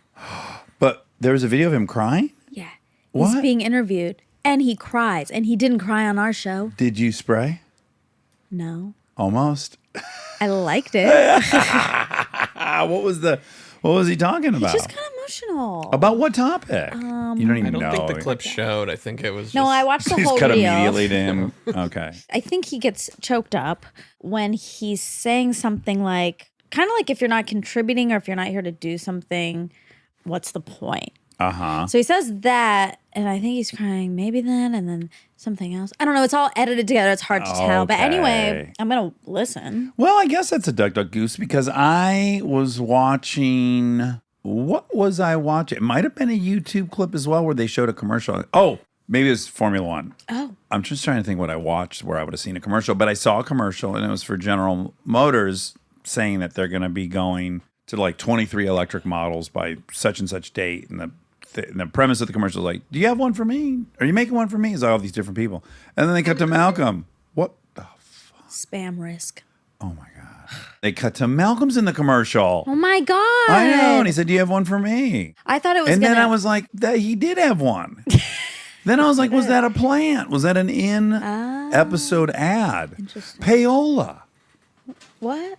Well, because he was in a GM commercial. And when we interviewed him, he said he wanted a GM electric car, didn't he? No, he said he wanted a Mercedes. Oh, opposite of payola. Yeah, and I don't know what payola means. Betrayola. Payola was a thing that would happen with disc jockeys on radio stations where the record companies would, behind the scenes, pay them to play certain songs. Oh, called interesting. payola, and it was made illegal. But of course, it still happens. Oh, wow. Yeah. Okay. It is also a Can I duck. have one of those left? Oh, thank you. Look, She that's a did lot. Yep, she went 12. She's limping. Carly's back. She's limping. She twisted her ankle, unrelated to the fiasco on the softball field. And yet she still managed to bring 36 Diet Cokes in her arms to the attic. Put your What a hands beast. together. Yeah. Put your hands together for Carly Renee. That is also, well, I thought you were going to say it was a Duck Duck Goose because you saw that commercial and they're going electric and then you cried. Because of electric? Yeah. No. You know, I'm in this precarious situation. I think it came up on the episode, which is like I am fully for Yeah. every car becoming electric. That's obviously the best case scenario. Yeah. I just don't like it. Of course. Yeah, I'm accepting of it, and I'm gonna miss it, and I'm enjoying the last days of internal combustion. I think that's great. It was a hell of a ride, internal combustion. It had a heyday. Oh, yeah, like 150 years. Okay, speaking of that, my first fact is how much is the Mercedes EQS? Oh, right, because I'm now obligated to buy him one should I ever figure out how to make $1 billion. That's right. Yeah. The MSRP Okay. Manufacturer's second for retail price. from 104,350. Okay. Wait. Nope. 104 to 350? No, 104,000. Oh, okay. 104,000. That's commonly how we say it. I don't know how to say numbers 104,000. sometimes. Yeah. I think when you're writing a check, do you have to really think about it? You know, you like write the number. Yeah. 3,260. Exactly. Like, do I write 3,260 or do I write 3,000? All right, $3,260 and 00 over 100. Yes. Dash. Same. Remember when my dad taught me that? Yeah. Speaking of, my dad is earthing now. All right. This is a fun update. He's Yep. out in the yard. God, I want to visual this. Do they Me have any too. like ring cams or anything I can get the password to? I'm just not sure. I want to see him out there doing it. Me too. Do you think he's killing an ice cold beer? No, I think he's standing there and not wearing shorts, wearing pants, but then holding the pants up.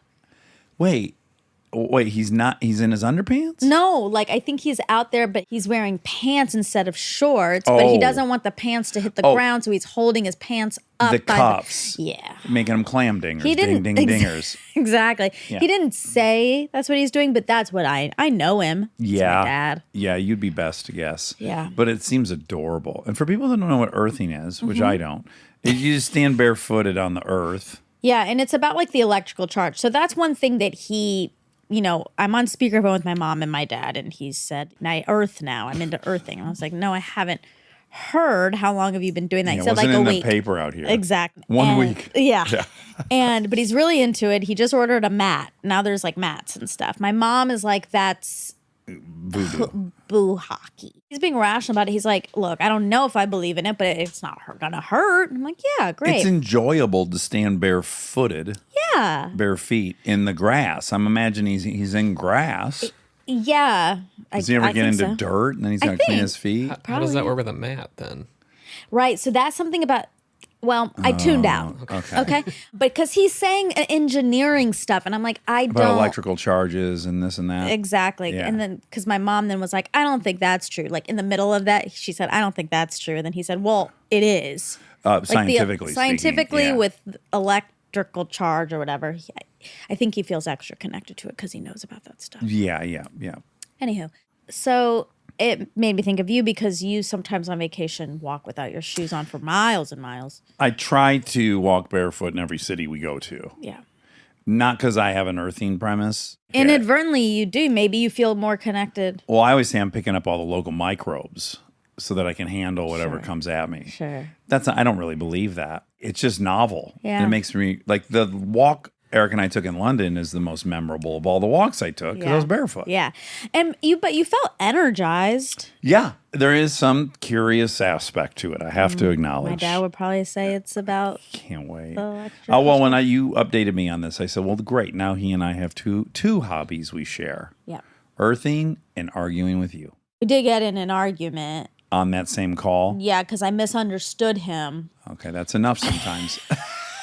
That's all it takes sometimes. Yeah. What did you think he said and Okay. what did he say? It's also relevant to this show, kind of. I guess Stern had Bradley Cooper on. Oh, okay. And on that episode, Stern says, if Trump runs again, I'm going to run. Okay. And will you be my VP? And he Okay. said yes. Okay. And then he's like, we're going to get a lot of the female vote because of you and blah, blah. So that was this whole conversation, I guess. I didn't hear this, but then my dad is like, we're talking politics on this call. Yeah. I misunderstood because he said something about Howard Stern. And then what it sounded like my dad was saying was that Bradley was going to be Trump's VP. Okay. And that he said that on Stern. Okay. And I was like, no. And he was Dad. like, that's what he said. And I was like, that is wrong. And I was like kind of yelling at him, He had done with your mother and the electrical charges. Exactly. Yeah, apple didn't fall far from the tree, if it even fell. Apple's still on the Still tree. connected to the tree. Anyway, so then I realized what he was saying. Still, I'm like, well, that's still not going to happen. But Right, also, still a bit. Yeah, still a bit. But anyway, if they do run, they got my vote.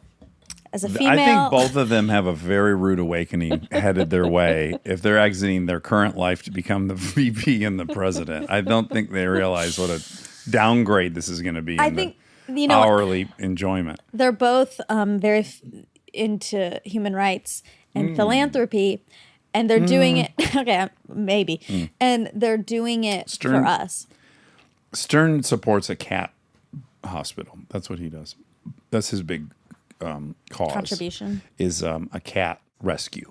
Okay, that's So I don't know if you could nice. say he's like super philanthropic. And that's really because his wife. Beth is very into. Yes, he's a good, mostly you could say he's a good husband. I think is what you could that's say. nice. I Yeah. just wanted to be clear on the extent of the philanthropy, and I just don't. Cooper and I have never talked about his philanthropic endeavors. Maybe there's many. I just don't know. Okay, I'm going to assume they're both really philanthropic. Well, really, what they're doing, though, they're saying we're going to take one for the team here. If Trump runs, all right, I guess we'll put our hats in the ring here. It's hard to date when you're the vice president, I'd imagine. Oh, I think you have so much time. Oh, as the vice president. Yes. Yes. Very ceremonial position. Yeah. Where does the I'd VP be- live? I don't know. In the garage? Like above the garage of the White House? I don't know. Do they get housing? Yeah, of course. Okay. Ding, ding, ding. He said Fort Myers is where the Joint Chiefs live. Looks like that's right. Oh, wow. We got that one right. Yeah. Okay, good. Oh, because he was telling the story about the guy who worked on all Colin of these. Powell. He collected, I can remember, a bizarre old card. Oh, Volvos. Yeah. Yeah. Did I ever Oh, and then I was thinking post talking to him, I can't imagine any of it even made it into the cup. But when we were talking about Volvos, and I said, they did make one that was kind of similar to the 3.0. And I think I remember that was the V70. Okay. And it's probably not even in there. But if it not is in there, I remembering it. think the V70 was the one I was thinking of. Okay. All right. Did I ever tell you about CR Vulvas? No, CR Volvos. Yes. So in college, my friends and I got really into rock band. And you drove a CRV in college. I did. A Honda I drove a CRV. CRV. My other friend drove a CRV. Perfect. And then the third girl drove a Volvo. Okay. So then our band name for a rock band was CR Vulvas. Oh my God. Wasn't that Who's not great? going to that show? Exactly. False advertising. I doubt anyone's Volvo would be out on display, but I don't know. We got drunk see a lot. see where it goes. We did play Spin the Bottle. Oh. Okay. Would you go back to college? Yes. Was it your favorite time of life? I really like a lot of aspects of this time of my life. Yeah. So it would be hard for me to go back. I don't But you know. had the most amount of fun then, I it had seems so like. much fun in You college. did, didn't you? I really did. Yeah, I think maybe that's where you want to be. And also, I just love a college campus. Like, I just Yeah, love it. Absolutely. And you have 6 different people to get approval from. Like, it's already scheduled. You're going to get My grades. teachers. Yeah. Yeah. But A lot of heavy drinking without any worry about the long-term effects. that's true. Yeah. But I also, it's a little bit rose-colored glasses. Yeah. 'Cause when I think about that time, I also had a lot of anxiety during that time. Obviously, I forget the parts that sucked. Like, I Yeah. forget, like, finals. Ugh. Yeah. Sometimes it's helpful when you're like rose-colored zine to take the time to remember what someone's breath smelled like. Ew. Breath smell like? Breath. You Breath. said breasts. No, I've never smelled breasts having a smell. Have you? Recommend it. No, I mean, I've sniffed them, but I've never. There's not Breasts an don't odor. have a smell other than what their Well, neck would have. unless they're sweaty. Or producing milk. Oh, sure. Great point. Oh, that's Wobby going to have a wob. smell. Yeah. Oh, interesting. Sweet Interesting smell. smell. Did I tell you Arm & Hammer is sending me all kinds of stuff? Are they? I'm not shocked. That's They- payola.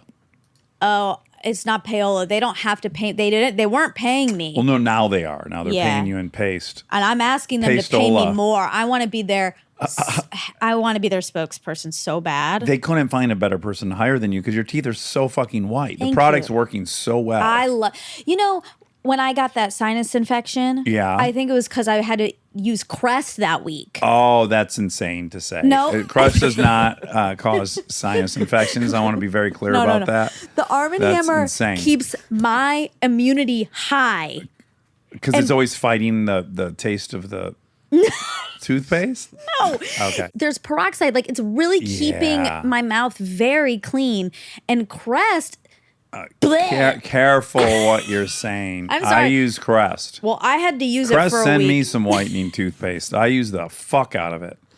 I had to use it because I forgot my toothpaste and they gave me the Crest at the hotel and I had to use it for 4 days. And when I came back, I had ulcers all over my mouth and I had a huge sinus infection. Oh boy. Okay. Well, that's completely unrelated. You know what we're going to need to do now. Taste test. Yeah. Oh, I'll know. I mean, it's so that is easy. one you can pass. It's so yeah, easy. it's so clearly that baking soda and peroxide taste. It's so clean tasting. Now, you might think Crest is like, I wouldn't be a good spokesperson for Crest because my teeth aren't dramatically white. They're fine. They're nice. But let's You have just very be nice honest. They're teeth. not dramatically white. But when you consider that I drink coffee, Diet Coke, and chew tobacco, they're insanely They're good looking. really great. Well, and in the commercial, I'd have to say, I'm a sometimes tobacco user Mm-hmm. and all the time coffee drinker.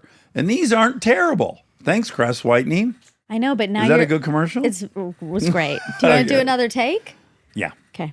Will you give me a direction? This time, can you do it as if tomorrow the world is ending? Action. Wait, I need 1 second to process that note. I'm doing it as if the world's ending tomorrow. Okay. I thought you were going to say Indian accent. Oh my God, Rob, He's so triggering. he is. It's his job. He's a poker. Rascal. Okay, he's a rascal. Action. Rascal Flats. I'm a sometimes tobacco user. I get madder now. And I drink coffee, and I'm going to drink all of it. But I'm going to also keep these things as dull and averagely white as I can with Crest Whitening toothpaste. Enjoy it while you can. Now, I improv'd a lot. I use my words instead of my acting ability, but that's what I do. It's okay. That's why we hired you. We know what we're getting. Good. No, you're not an actor. You're more of just a writer. No, you're a great improviser, and you did great. Great job. Thank and you you. got, it's too late. The world's over. Yep. Speaking of sweet Diet Coke, Yeah, you're drinking plowing it. through one right now. It does seem like you're going a little backwards on My caffeine. yeah. I hadn't been. Last week I was doing good. I was still one coffee a day. And Yeah. up until yesterday, because for Kristen's birthday, I had her cast over from Good Place for her birthday. That's nice. And at 4 o'clock, I was exhausted. I was like, I'm not be able to host this party. And I allowed myself to have a second cup of coffee. And then this morning I woke up exhausted and I allowed myself to have 2. So you're right. I'm backsliding a little bit. But I'm Well- also optimistic that I'll get it under control. I know how to do it. That's also fine. Now I know how to do it. I think it's fine. What you do is you don't have the second one. All right. I figured it out. That's yep. Good place? Dax? Malcolm Gladwell. Malcolm.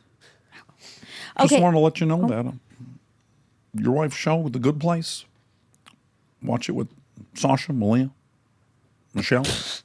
We love it. Yeah, you love it. Yeah. He loves it.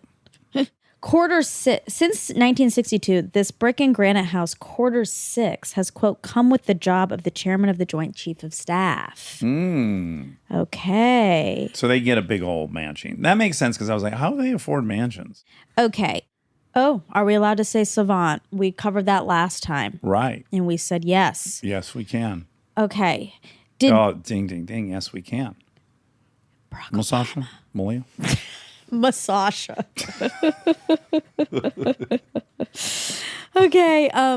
Sasha. Oh my God. Lilia. Oh my God.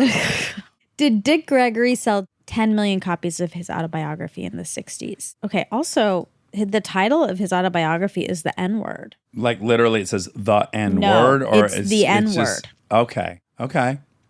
Sold 7 million copies.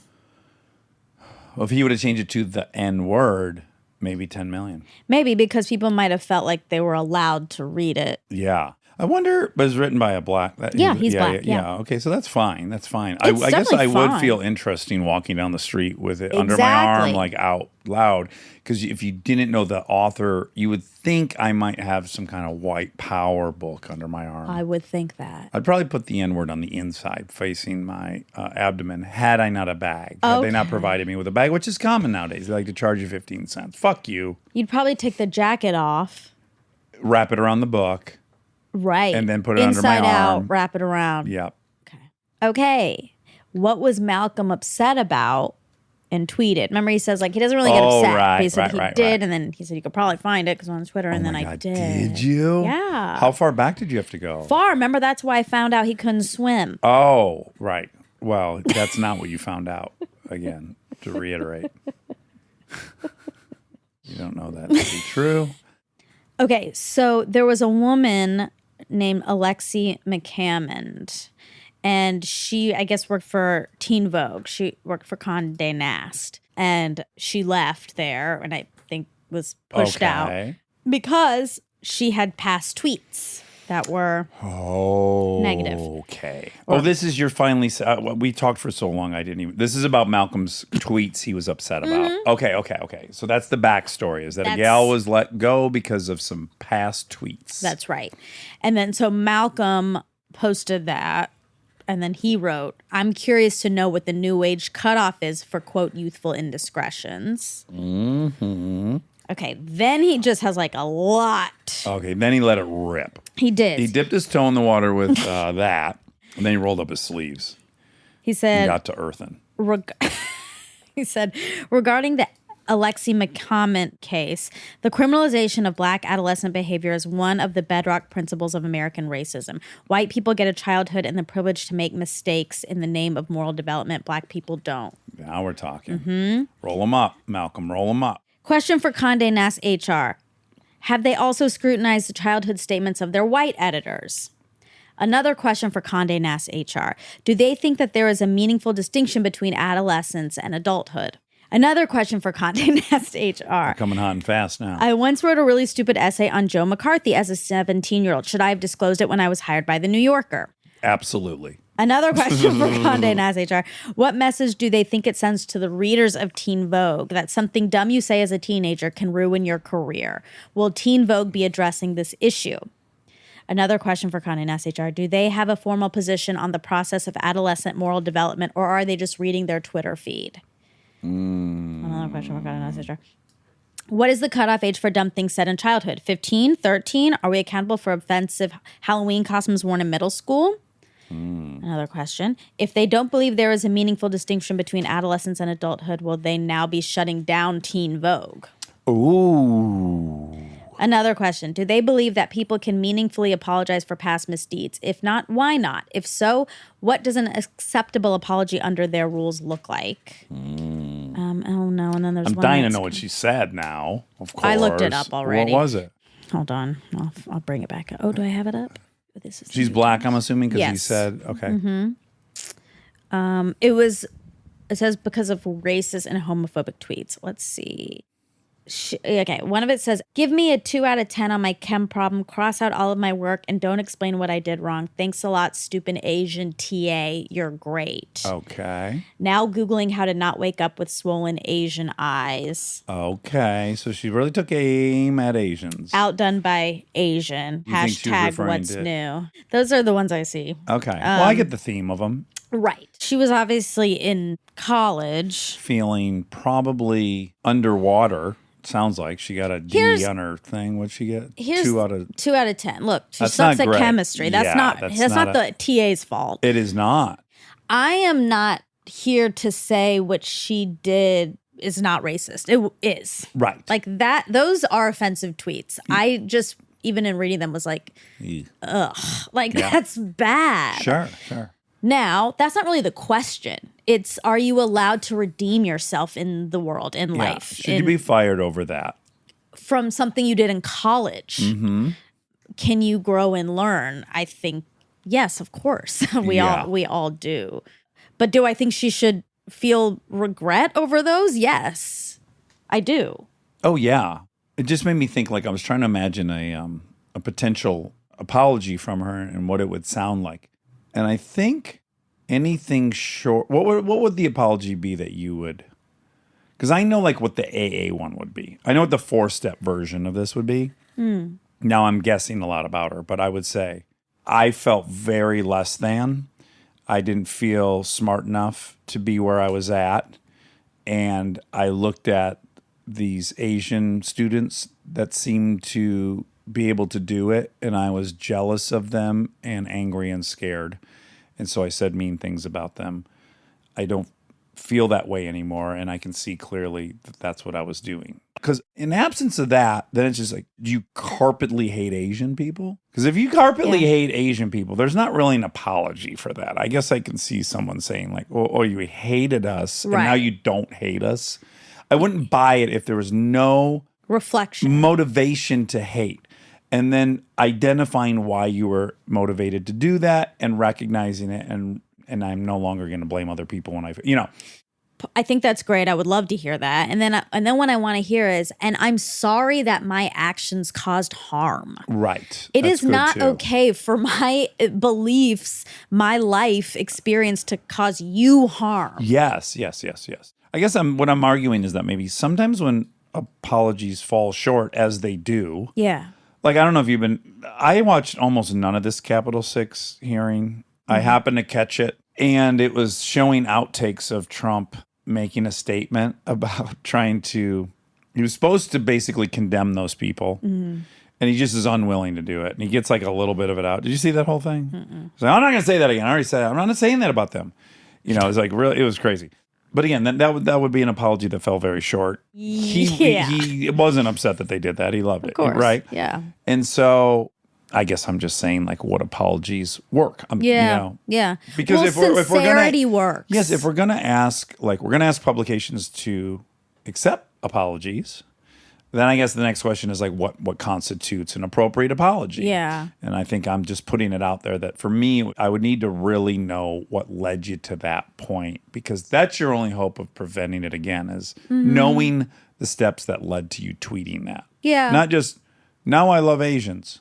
I'm no, sorry. I don't think it's that, but I think I just think there has to be I now realize my actions affect other people. And I'm more aware of that in life now. And I want to adjust that now. But see, even in that apology, I now realize what it says is back then she didn't realize that. She didn't. Like when she didn't realize it was ever going to get read by an employer. She put it into the public sphere. But she probably didn't think this could like really cause someone some harm. Well, that's true. But she must have known no one that was Asian that read that would be stoked about that. Yeah, probably. Especially so when that's you're my young. thing is like, you knew it then too. You're saying now I know it, but you knew it then too. So now why do I trust you? Because you knew it then as well. Now you know it again, but because you're losing your job. So that's to me why I want the other layer. It's like, I don't think when people say I know it now, it's like when someone's screaming the N-word in these things, like, you didn't know, you knew, and you were angry at them. And so you wanted to hurt them.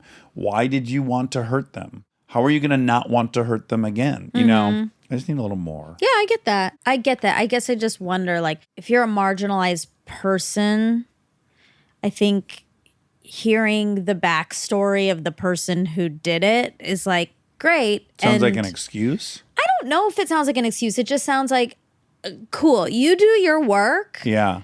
But this is fucked up, and I need you to have some real acknowledgement that it is. Absolutely. And please do your work so that does not happen again, so that you feel whole, so that of course. Like, let's just say, like, let's talk Mel Gibson. Okay. We're here. Okay. If you remember, he was on the side of the road. He had been pulled over for drunk driving.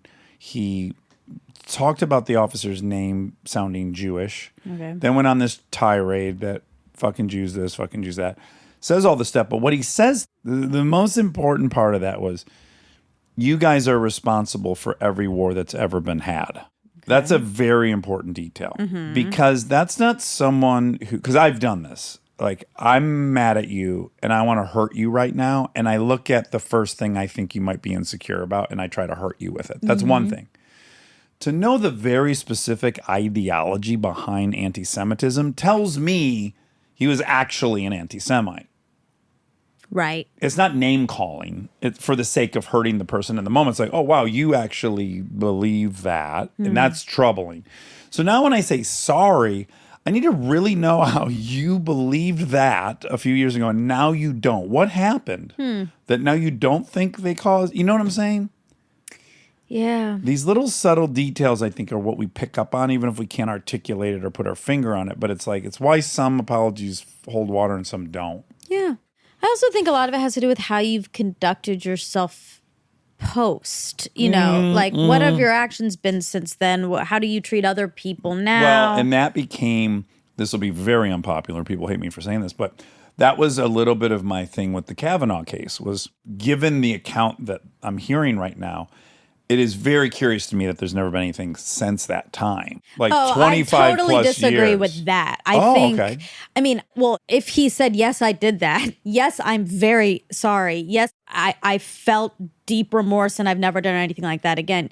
That's something to consider. He didn't do that. He never. Well, he said it didn't happen the way she says it's happened. Right. It happened. He just denied. Yeah. So, but there were no other. But I totally, no. You don't care about that. I think people can treat one person a horrible way and I think treat someone other who decides to rape somebody once, probably, I don't know if that's one-off behavior. Do I you think so? really think that's part of a lie, like a societal lie that traps often women into feeling crazy. Because I want to be clear so everyone knows where I stand.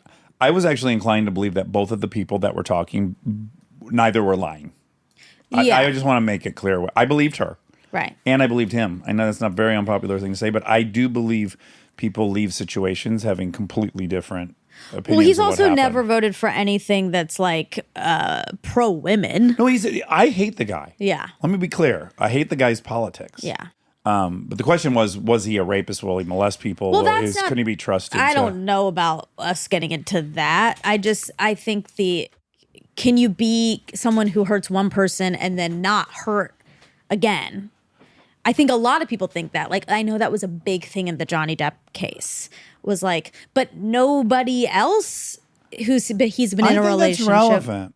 You don't think so? I think about what David Sedaris said about his dad. He's like, he treated me a very specific way. He didn't treat my brothers and sisters that way. He didn't treat the guy He who wasn't jealous stayed of them. Right. So there are dynamics in relationships that can cause personalized behavior. I think it's possible. I concede it's possible. I don't think it's the norm. I think if someone's racist once, they're generally probably. I doubt many people drop the N-bomb once. I bet they say the N-word. I don't think there's like a one day they did.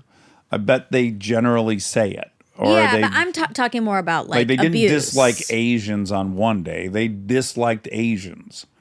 Yeah. I mean more sexual abuse, emotional abuse, those types of things are not necessarily across the board. And it's why sometimes with these, like in a lot of these like Me Too cases, it was hard because other people would be like, well, no, he didn't do anything to me. And I was a woman in there. And Well, I think I saw more often at every one of these cases that I'm aware of that made headlines, there's multiple accusers. I think the pattern was that these people that did this stuff did it to a lot of people. yeah. I'm not saying it can't happen. Yeah. I'm just saying I think the norm is guys who are like that are like that. I think it can be dependent. Yeah, humans are very variable. Yeah. Yeah. Well, that was good. That was fun. for We Malcolm. kind of danced a little bit. Good dance because Malcolm loves to dance, Oh, even though he he's- doesn't know how to swim. He doesn't know how to swim, and he is the captain of dancing. Yeah. Fun dancer. Great dancer. All right, I love you. I love you, and I love Malcolm Gladwell. I love that he comes on the show so often. Me too. It's It's so great. flattering. All right, love you.